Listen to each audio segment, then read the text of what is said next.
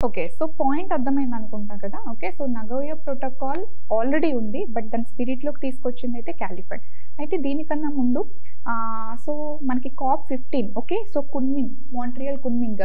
So ఆ ఫ్రేమ్‌వర్క్‌ని జనరల్‌గా ఏంటంటే మాంట్రియల్ గ్లోబల్ బయోడైవర్సిటీ ఫ్రేమ్‌వర్క్ అని చెప్పి పిలుస్తాం. సో COP15 ఆల్రెడీ చదివారు కాబట్టి okay. So Kunming and Montreal. Montreal is a place in Canada whereas Kunming is a place in China. Yes. So but ఏంటంటే హోస్టింగ్ అనేది చైనా చేసింది కాబట్టి సో 2 కంట్రీస్‌లో జరిగింది కాబట్టి సో 2 కంట్రీస్ యొక్క ప్లేసెస్‌ని అక్కడ ఇవ్వడం జరిగింది. సో వాళ్ళు ఒక ఫ్రేమ్‌వర్క్‌ని తీసుకొచ్చారు కదా! What is the basic framework? ఆ ఫ్రేమ్‌వర్క్ ఏంటి? As you all know okay. So 30/30 so 30 target 30/30 target అని చెప్పి పిలుస్తాం. What is by this 30/30 target? 30/30 target అంటే 2030 కల్లా 30% of the land and marine ecosystem should be under protected status. Okay.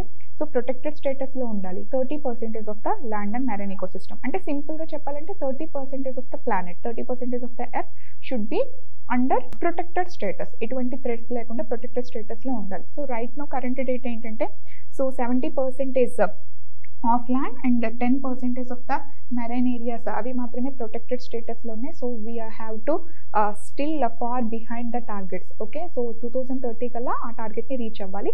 So దాన్నే మనం జనరల్‌గా ఏమని పిలుస్తామంటే so like Kunming Montreal global biodiversity framework అని చెప్పి పిలుస్తాం.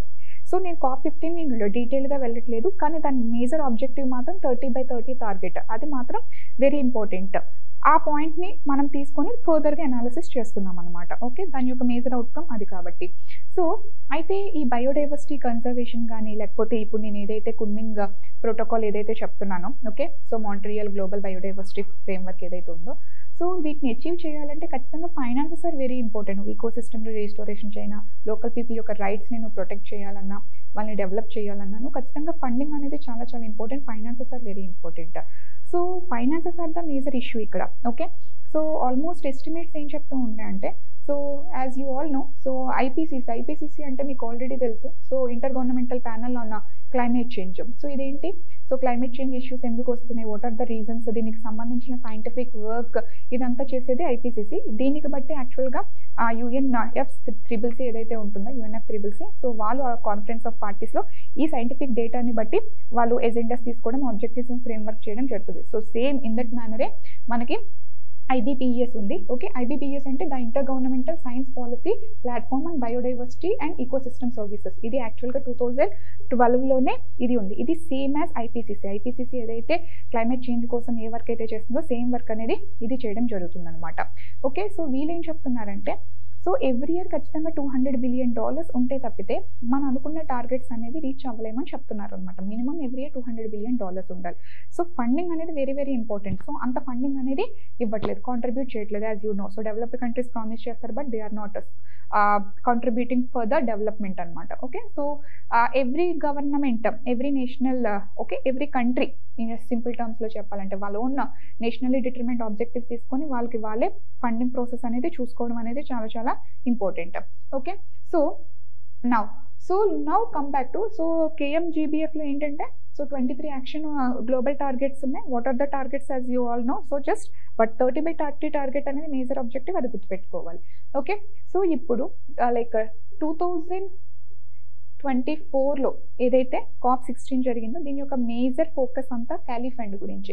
అంటే నగోయా ప్రోటోకాల్ లెటర్లో ఏదైతే ఉందో దాన్ని స్పిరిట్లోకి తీసుకురావడానికి క్యాలీ ఫండ్ అనేది ఎస్టాబ్లిష్ చేయడం జరిగింది. సో దట్ ప్రైవేట్ కంపెనీస్ ఏవైతే ఉన్నాయో they has to contribute to this fund అనమాట. ఓకే. వాళ్ళు ఈ ఫండ్ కాంట్రిబ్యూట్ చేయాలి. ఆ అమౌంట్ని తీసుకువెళ్ళి ఆ పర్టికులర్ ఇండిజినస్ పాపులేషన్కి అండ్ మోర్ ఓవర్ ఆ పర్టికులర్ స్పీషియస్ని కన్జర్వ్ చేయడానికి యూజ్ చేయడం జరుగుతుంది. అంతెందుకు for example this tribal communities plays a very important key role in the conservation of the species. For example like మన్ కీ బాత్లో so prime minister Narendra Modi okay Soliga tribe okay Mann కీ బాత్లో prime minister Narendra Modi Soliga tribe గురించి మాట్లాడారు. ఎందుకు ఈ స్పెసిఫిక్ ట్రైబ్ గురించి మాట్లాడారు? Because they help in the conservation of tiger conservation. These tribes belong to Karnataka. యాక్చువల్గా. Okay, these tribes belong to Karnataka. Okay, so I think Biligiri Rangaswamy temple ఏదైతే ఉంటుందో ఆ టైగర్ రిజర్వ్ ఏదైతే ఉంటుందో దాన్ని వీళ్ళు ప్రొటెక్ట్ చేస్తారనమాట. ఓకే, సో వీళ్ళకి టైగర్కి సంబంధించి ఒక స్పెసిఫిక్ టెంపుల్ కూడా వీళ్ళు ఎస్టాబ్లిష్ చేయడం జరిగింది. అండ్ వాళ్ళు లైక్ ఆ పర్టికులర్ టైగర్ని they will call in their language like I think so కన్నడలో డొడ్డా నాయి. ఓకే, డొడ్డా నాయి, సో ఈ నేమ్తో పిలుస్తారు అనమాట. ఓకే, సో లైక్ డొడ్డానాయి అంటే I think so big dog. Okay, so big dog అని చెప్పి పిలుస్తారు. సో దే యాక్చువల్గా టెంపుల్ కూడా కన్స్ట్రక్ట్ చేస్తారు యాక్చువల్గా టైగర్ కోసం. అంటే వాళ్ళ యొక్క డైలీ రొటీన్లో ఆ టైగర్ని వాళ్ళు ఇన్కల్కేట్ చేసేసుకున్నారు అనమాట. ఓకే, సో జనరల్గా ఆ టైగర్ స్పీషీస్ని ప్రొటెక్ట్ చేయడానికి these people play very important key role. For example Salman Khan ఇప్పుడు ఈ కేసు ఎందుకు వదలట్లేదు అంటే బికాస్ కృష్ణజంక విషయంలో ఆ పర్టికులర్ ఇప్పుడు మీరు న్యూస్లో వినే ఉంటారు. ఓకే, సో సల్మాన్ ఖాన్కి థ్రెట్స్ వస్తున్నాయి అంటే ఎందుకు థ్రెట్స్ వస్తున్నాయి అంటే these threats are from those tribal communities. కృష్ణజంకని ఎవరైతే వాళ్ళు సో అంత లైక్ ఇంటర్నలైజ్ చేసుకున్నారో ఆ ట్రైబల్ కమ్యూనిటీస్ వాళ్ళు యాక్చువల్గా ఈ థ్రెట్ అండ్ ఫోన్ కాల్స్ అనేవి చేయడం. And more over Gir national పార్క్లో ఉన్న tribes, so these all tribal people ఏంటంటే they will internalize those species, వాళ్ళతో కలిపి యాక్చువల్గా వాళ్ళు జీవించడం జరుగుతుంది. మనం ఎలాగైతే మన ఫ్యామిలీ మెంబర్ కింద కన్సిడర్ చేస్తాం దాని కన్జర్వేషన్కి వాళ్ళు చాలా కాంట్రిబ్యూట్ చేస్తారు. కాబట్టి అలాంటి స్పీషీస్ కన్సర్వ్ చేసినప్పుడు దాన్ని కన్సర్వ్ చేయడానికి వాళ్ళు చాలా హెల్ప్ చేస్తారు. కాబట్టి వాళ్ళ డెవలప్మెంట్ని చూసుకోవడం అనేది మనకి చాలా ఇంపార్టెంట్, వాళ్ళకి ఫండ్ కాంట్రిబ్యూట్ చేయడం అనేది. సో ఇందులో one of the important criteria అనమాట. ఓకే, వాట్ ఈస్ దిస్ అది క్యాలీ ఫండ్ గురించి very important. And digital sequence information. What is this digital sequence information అంటే ఫర్ ఎగ్జాంపుల్ ఒక ప్లాంట్ స్పీషీస్, ఫర్ ఎగ్జాంపుల్ ఒక tribe ఏదైతే ఉందో ఆ ట్రైబ్ ఒక ప్లాంట్ స్పీషీస్ గురించి ఒక పర్టికులర్ డేటా వచ్చింది. ఆ డేటా అనేది ఇప్పుడు నేను కంప్యూటరైజేషన్ చేస్తున్నాను అనమాట, డిజిటలైజేషన్ చేస్తున్నాను. అంటే వాళ్ళ డిఎన్ఏ సీక్వెన్సెస్ అవ్వచ్చు, వాళ్ళ ఆర్ఎన్ఏ సీక్వెన్సెస్ అవ్వచ్చు, అది మొత్తం నేను డిజిటలైజేషన్ చేస్తున్నాను. సో దట్ ఎవ్రీ డేటా ఏదైతే ఉందో అది ఇక్కడ కంప్లీట్గా డిజిటలైజేషన్ సీక్వెన్స్ని మొత్తాన్ని కూడా గ్యాదర్ చేసి దాన్ని ఇంటర్లింక్ అనేది చేస్తారు. So that it will be beneficial for future investigations కావచ్చు, ఫ్యూచర్ అదర్ రీసెర్చ్ కావచ్చు. ఓకే, లేకపోతే ఏ ఫర్దర్ పర్టికులర్ ఇండస్ట్రీ కావచ్చు, ఈ డేటా అనేది యూజ్ అవ్వడానికి దీన్ని ఒక డిజిటలైజేషన్ చేసి ఒక ఫార్మాట్లో ఒక ఫార్మల్ వేలో ఒక డేటాబేస్ కింద వీళ్ళు దీన్ని స్టోర్ చేయడం జరుగుతుంది. ఇప్పుడు వరకు ఆ టైప్ ఆఫ్ స్టోరేజ్ అనేది ఎక్కడా లేదనమాట. సో ఇప్పుడు ఈ డేటా ఇది is one type of resource. Because for example కొన్ని పర్టికులర్ ట్రైబ్స్ ఏవైతే ఉందో కొంత ఇన్ఫర్మేషన్ ఏదైతే ఉంటుందో అలాంటి ఇన్ఫర్మేషన్ గురించి మనకు ఎవరికి తెలియదు. ఓకే, అది over a period of time vanish అయిపోతుంది. ఓకే, ఆ ట్రైబల్ పీపుల్ ఎక్స్టెంట్ అయిపోతే ఆ ఇన్ఫర్మేషన్ కూడా మనకి కనిపించట్లేదు, ఎక్స్టెంట్ అయిపోతుంది, వానిష్ అయిపోతుంది. సో ఆ ఇన్ఫర్మేషన్ మొత్తాన్ని గ్యాదర్ చేసి ఇంటర్లింక్ చేసి so for the future benefits కోసం యాక్చువల్గా మనం సో ఈ డిజిటల్ సీక్వెన్స్ ఇన్ఫర్మేషన్ కింద స్టోర్ చేయడం జరుగుతుంది. సో డిజిటల్ ఇది జెనెటిక్ రిసోర్సెస్ని స్టోరేజ్ చేసే మెకానిజం. అండ్ ఆ జెనెటిక్ రిసోర్స్ని యూజ్ చేసుకున్నందుకు that private sector has to contribute to the tribal communities and that particular species యొక్క కన్జర్వేషన్ కోసం క్యాలీ ఫండ్ అనమాట. Okay, so these two are major important things అనమాట. Okay, so మనం COP16లో okay క్యాలీలో కొలంబియాలో జరిగింది కదా. So what is the you have to see Colombia is in South America. Okay, కొలంబియాలో what is the famous salsa dance is very famous. అందుకే జనరల్గా ఆ particular inaugurations జరిగినప్పుడు సాల్సా డ్యాన్స్తో ఇన్వైట్ చేయడం. సో ఇవన్నీ కూడా ఎక్కడుంది, దాని పక్కన రివర్స్ ఏంటి, ఇవన్నీ కూడా ఖచ్చితంగా చూడాలి. నేను ఎవ్రీథింగ్ అనేది ఇక్కడ జోగ్రఫీ పాయింట్ ఆఫ్ వ్యూలో నేను చెప్పట్లేదు. బట్ ఒక టాపిక్ వచ్చిందంటే దాన్ని జనరల్గా జోగ్రఫీ లొకేషన్స్ ఏంటి, ఎవ్రీథింగ్ అక్కడ ఏంటి ఫేమస్ ఆ ఏరియాలో ఎవ్రీథింగ్ అనేది నేను చూడాలి. ఫర్ ఎగ్జాంపుల్ ఈ ట్రైబల్ కమ్యూనిటీ మన్ కీ బాత్లో నేను సొలిగర్ ట్రైబ్ గురించి నేను మాట్లాడాను. ఎందుకు స్పెసిఫిక్ ఇక్కడ నేను డిస్కస్ చేశాను, it is in current affairs, right. So current అఫైర్స్లో వచ్చిన ప్రతి టాపిక్ని మనం కనెక్ట్ చేసుకుంటూ వెళ్తే ఒక ఇంటిగ్రేటెడ్గా మనకి నోట్స్ వస్తుంది. మెయిన్స్ ఆన్సర్ రైటింగ్ రాసుకోవడానికి కంటెంట్ మనమే రెడీ చేసుకున్నట్టు అవుతుంది అనమాట. ఓకే, సరే. So what is the contribution of India? These two are the major agendas of COP16 కదా. సో దీస్ టూ అయితే ఇండియా కాంట్రిబ్యూషన్ ఏంటి? సో ఇండియా ఏమి యాక్సెప్ట్ చేసింది అంటే ఏం టార్గెట్స్ తీసుకుంటానని చెప్పింది అనేది we have to see.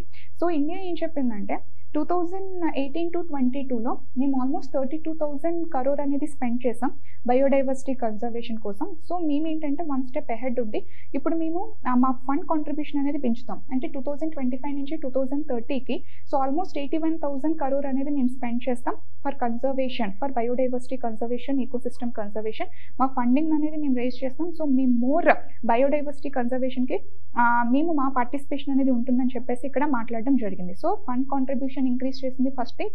And more over ఏంటంటే తను ఏదైతే ఇప్పటి వరకు చేసింది India is doing so much అని చెప్పేసి ఇంటర్నేషనల్ ప్లాట్ఫామ్లో తన వాయిస్ని ఇవ్వటం కూడా జరిగింది. For example international big cat alliance. So international big cat alliance గురించి మాట్లాడింది. సో దీని గురించి మాట్లాడింది కాబట్టి you have to understand what is meant by international big cat alliance. International big cat alliance, big cat అంటే ఏంటి? For example 7 different species of big cats గురించి మాట్లాడుతుంది. లైక్ చీతా, టైగర్ ఏదైతే ఉంటుందో, సో వీటన్నిటి గురించి 7 species of big cat. So వీటిని conservation గురించి మాట్లాడతారు. సో ఇది ఎందుకు తీసుకొచ్చారు? 2023లో తీసుకొచ్చారు, గుర్తుంది అనుకుంటున్నాను.